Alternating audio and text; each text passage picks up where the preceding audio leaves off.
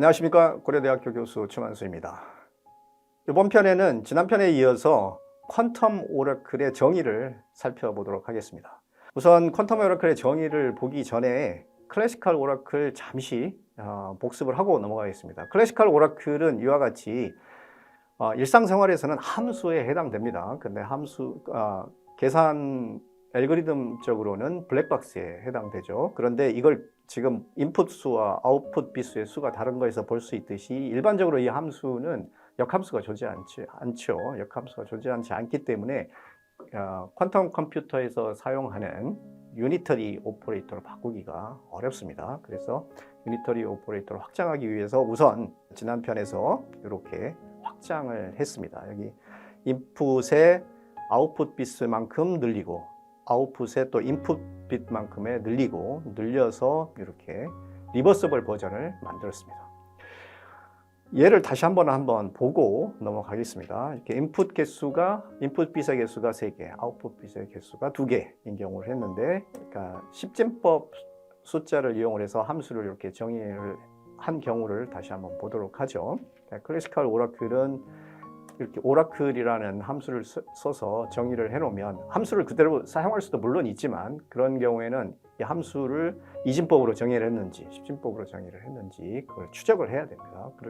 그런 번거로움을 피하기 위해서 이렇게 오라클이라는 것을 정의를 했고, 그래서 이러한 인풋이 주어지면 이 오라클을 그러니까 각각의 인풋에 작동을 할 수가 있습니다. 그래서 우리가 이렇게 인풋과 아웃풋을 본 적이 있습니다. 그러면 이제는 퀀텀 컴퓨터에서 사용할 수 있는 퀀텀 오라클에 대해서 알아보겠습니다. 이 퀀텀 오라클은 정의를 보면 이 리버서블 버전의 클래시컬 오라클하고 아주 같습니다. 아주 비슷합니다. 거의 같다고 아마 언뜻 보기에는 같다고 착각하실 수도 있을 텐데요. 잘 보면 거의 같지만 다른 점이 하나 있습니다. 인풋과 아웃풋에 이렇게 양자 상태가 들어간다는 점이 다릅니다. 물론 이렇게 베이시스 상태가 들어가면 이렇게 리버서블 버전에서 만들어 놓은 이 확장된 퀀텀 클래시컬 오라클과 다를 바가 없지만 가장 중요한 차이는 뭐냐면 이렇게 인풋으로 여기 이 인풋 상태로 중첩 슈퍼포지션 상태가 들어갈 수 있다는 게 큰 차이입니다. 그 차이를 무시한다 그러면 물론 확장된 리버서블 버전의 클래시컬 오라클과 정확히 같습니다. 그래서 그렇지만 퀀텀 컴퓨터에서는 중첩이 굉장히 중요한 역할을 하기 때문에 그 점을 재차 강조를 합니다. 그러면 이 정의에 따라서 퀀텀 오라클의 이해를 한번 보도록 하겠습니다. 이 퀀텀 오라클은 이렇게 이번에는 큐빅 레지스터로 쓸 심벌을 2개를 선택을 하겠습니다. S와 T.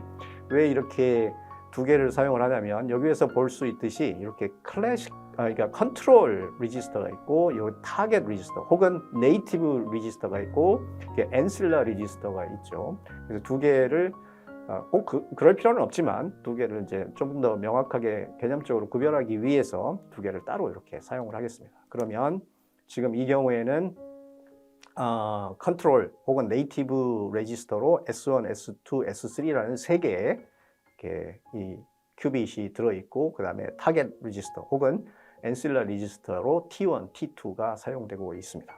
그래서 이 퀀텀 오라클을 사용을 할 때는 이 똑같은 이름의 함수입니다. 오라클입니다. 함수 이름이 같아요. 그러면 이렇게 정의를 합니다. 이 클래시컬 오라클하고 비교를 해보면 클래시컬 오라클은 이렇게 오라클하고 함수가 나온 다음에 그 다음에 인풋 빛의 개수와 아웃풋 빛의 수를 적였는데 그냥 숫자를 적어줬는데 여기서 이 퀀텀 오라클에 사용할 때는 이렇게 컨트롤 큐빅 레지스터 그 다음에 타겟 레지스터를 차례대로 이렇게 집합 형태로 주게 되어 있습니다.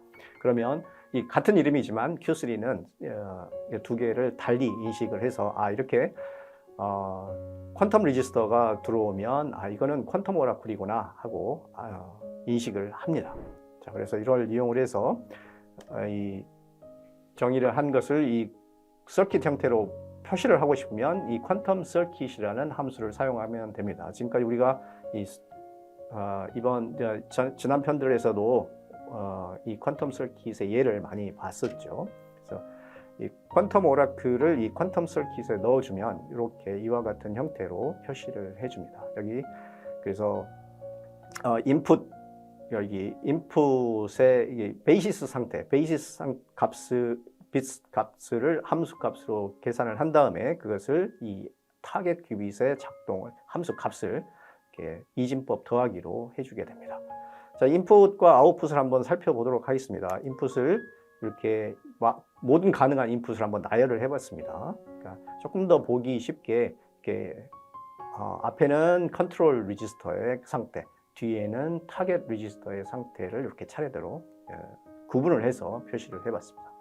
그러면 여기 이 퀀텀 오라클을 각각의 인풋에 작동을 해보면 하나씩 작동을 해보면 이와 같이 아웃풋이 나옵니다.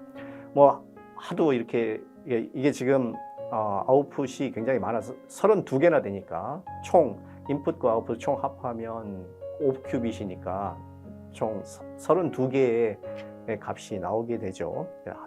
굉장히 많으니까 이것을 좀 더 보기 쉽게 한번 thread라는 함수를 이용을 해서 한번 표시를 한번 해보죠. 이렇게 해보면 그러니까 인풋과 아웃풋을 비교를 해가면서 볼 수가 있습니다. 그런데 이 인풋과 아웃풋이 맞는지 어떻게 확인할 수가 있을까요? 그것은 이 클래시컬, 결국은 이게 이 함수 양자 상태가 이렇게 변환된 것은 결국은 원래 주어진 함수 값에 따라서 주어지기 때문에 그 함수 값이 어떻게 달라지는지를 우선 기억을 하면 그러면 해석할 수가 있습니다. 몇 가지 한두 개 예를 한번 살펴보도록 하겠습니다. 예를 들면 이 퀀텀 오라클의 아웃풋에 맨 마지막에 나와 있는 거 111을 보면 111은 111 인풋 111에 함수 f를 작용을 하면 요 110이라는 걸 알 수가 있습니다. 여기 맨 마지막에 있죠. 110이에요.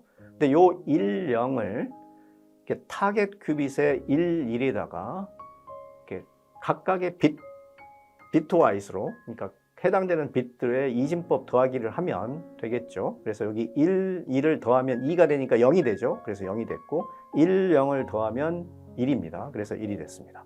그래서 이렇게 이 값이 나오는 게 이해가 되죠. 하나만 더 한번 해보겠습니다. 저 위로 조금 올라가서 101을 보면 이 101의 함수 값은 00이죠. 그래서 101의 함수 값은 00이니까 11에다 00 더해봐야 11밖에 안 나오겠죠. 그래서 여기 11이 나온 게 확인할 수가 있습니다. 그래서 여기 32개의 인풋과 아웃풋이 있지만 하나하나를 잘 뜯어보면 모든 것은 요 원래 함수 값의 인풋 아웃풋 표에서를 이용을 해서 금방 이해할 수가 있습니다. 예. 이렇게 퀀텀 오라클을 일단 정의를 해봤습니다. 그러면 퀀텀 오라클을 이렇게 정의한 퀀텀 오라클을 알고리즘에 실제로 어떻게 사용하는지 그것들은 앞으로 차차 이제 공부를 해 가게 될 겁니다. 예, 지금까지 이번 편에서 설명한 것을 정리를 해보겠습니다. 여기서는 이 클래시컬 오라클을 퀀텀 오라클로 확장을 했습니다. 그 과정에서 리버서블 버전의 클래시컬 오라클을 사용을 했고, 그러니까 이 퀀텀 오라클은 나중에 보게 되지만 퀀텀 디시전 메이킹과 관련된 여러 가지 문제를 해결하는 데 굉장히 유용하게 쓸 수가 있습니다. 여기서 사용하는 함수는 오라클밖에 사용하지 않았습니다. 근데 함수는 하나지만 클래시컬 오라클 용도로도 쓰일 수 있고 어떻게 그 인풋을 주느냐에 따라서 클래시컬 오라클로도 쓸 수 있고 퀀텀 오라클로도 쓸 수가 있습니다. 역시 자세한 원리에 대해서 궁금하신 분들은 여기 제 책이나 혹은 이 퀀텀 오라클이라는 튜토리얼에 가시면 이렇게 클래시컬 오라클, 퀀텀 오라클 이렇게 순서대로 잘 정리가 돼 있으니까 차분히 읽어보시면 아마도 잘 이해하실 수 있으리라고 생각을 합니다. 감사합니다.